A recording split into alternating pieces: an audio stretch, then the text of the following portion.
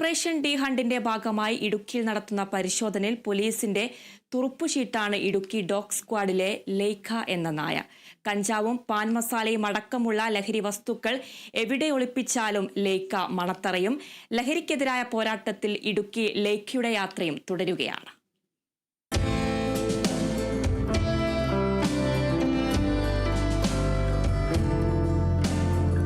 കേവലം ഒരു പോലീസ് നായ മാത്രമല്ല ലേഖ, സേനയുടെ അഭിമാനം കൂടിയാണ്.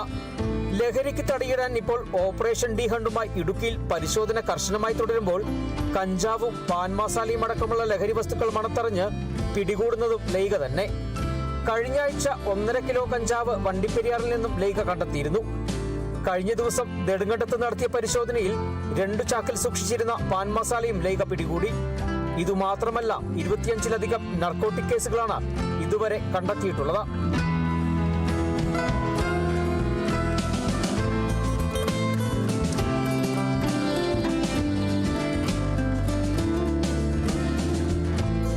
മുൻപ് തൊടുപുഴയിൽ നിന്നും 5.5 കിലോ കഞ്ചാവും ലേഖ കണ്ടെത്തിയിട്ടുണ്ട്.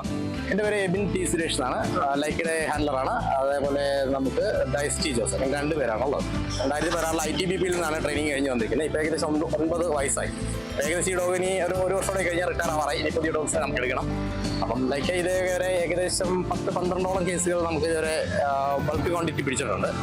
ആദ്യമായി ഒരു 2016 ആദ്യമായിട്ട് ഈ ഡോഗ് തെളിയിച്ചൊരു കേസ് ഒരു 5 കിലോ കഞ്ചാവ് കട്ടപ്പന ബസ്സിൽ നിന്ന് പിടിച്ചതാണ്. അതിന് കുറേ കേസുകളുണ്ട്. ഇപ്പോൾ റീസെൻ്റായിട്ട് ഏറ്റവും പുറകിൽ പിടിച്ചത് സാർ പറഞ്ഞ പോലെ വണ്ടിപ്പെരിയാർ പോലീസ് സ്റ്റേഷനിൽ 1.5 കിലോ കഞ്ചാവ് പിടിച്ചാണ് ലാസ്റ്റ്.